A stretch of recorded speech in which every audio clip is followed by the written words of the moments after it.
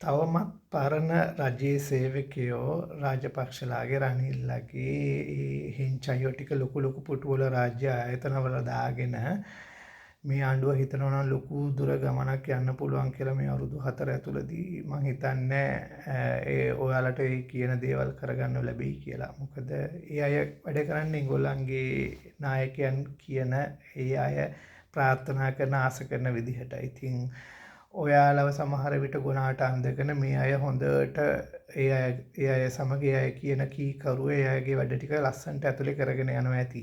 ඒකනේ තාමත් ඔය සමහර වැඩ එක තැනම පල් වෙවි බ්ලොක් වෙවි තියෙන්නේ. එතකොට විශේෂයෙන් නීතිපති රනිල් රාජපක්ෂලා පත් කරපු නීතිපති ඉතින් මං හිතන්නේ මේ ඉන්න නීතිපතිගෙන් අපිට විශාල දෙයක් බලාපොරොත්තු වෙන්න පුළුවන් වෙයි කියලා. මොකද එයාලා කැමති විදිහක් තියෙනවා. ඒ කැමති විදිහට තමයි වැඩ සිද්ධ වෙන්නේ. ඉතින් නිකමට හිතන ඔයාලා මේ අවුරුදු 5ත් ওই විදිහට හිමින් සැරේ ගලාගෙන යන ඉඩ දින්නොත් ඊළඟට පත් වෙන ආණ්ඩු කරන්නේ දෙයක් ඉතුරු කරන්නේ නැහැ. මොකද හැම ෆයිල් එකක්ම වසා දාමලා ඒගොල්ලන්ට ආයිත් කිසි අනාගතයේ කිසිම රජයකට ෆයිල් එකක් අරින්න බැරි වෙන්න හැම දෙයක්ම වහලා දානවා. මොකද හොරු කවදාවත් හොරු අල්ලන්නේ නැහැ. හොරු කවදාවත් හොරු අල්ලන්නේ නැහැ. මොකද හොරකම, වංචාව, දූෂණය පුරුදුච්ච මිනිහා බලන්නේ රටට හෙන ගැහුවත් කමන්නේ මගේ සාපුවට කීයක් හරි වැටෙනවා නම් ඒ ඇති. එහෙම විච්ච හින්දා තමයි අපිට මේ වෙනකොට මේ තත්ත්වය උදවලා තියෙන්නේ. ආණ්ඩුව මේ වෙනකොට ගොඩක් අමාරු තත්ත්වයක වැටිලා තියෙන්නේ. මොකද දිට්ටා සුළුකුණාටුවත් එක්ක බලාපොරොත්තු නොවූ විදිහේ විනාශයක් වෙච්ච නිසා සෑහෙන ප්‍රශ්න වලට මුහුණ දීලා තියෙනවා. මිනිස්සු ඒ ගැන හිතන්නත් ඕනේ.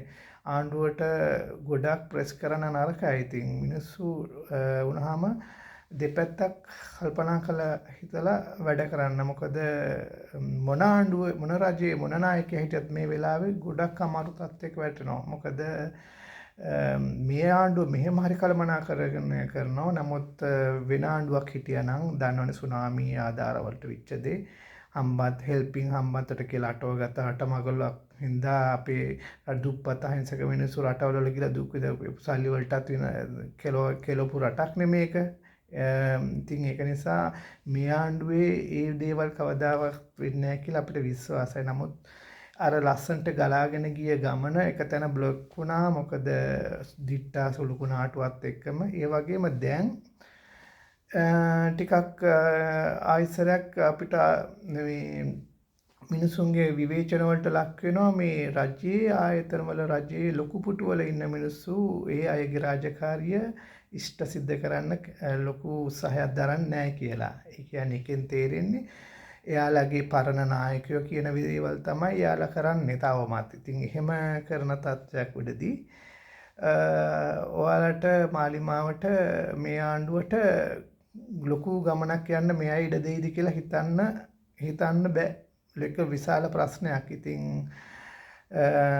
කල්පනා කරලා බලන්න ලොකු ආයතනවල මේ අය තියාගෙන ඉන්නවද නැද්ද කියන එක. ඒ අය කොහොමද ඉවත් කරන්නේ කියන එක ඔබලා නීති මාර්ගයෙන් කටයුතු කරලා ඒ දේවල් කරන්න. මොකද එහෙම නැතුනොත් මේ අවුරුදු 5 ලස්සන්ට අපරාධිලා ඔහේ ගලාගෙන ගිහිල්ලා අවසානයේ නැවත පරණ මංකොල්ලකාරයෝ ටික බංකොලොත් දේශපාලකයෝ ටික ඔය එක පාර්ලිමේන්තුවට ඇවිල්ලා රට නැවතත් මුලින්දලම විනාශ කරන්න පටන් ගන්නවා. ඉතින් එතකොට ජනතාවට අබසරණයි.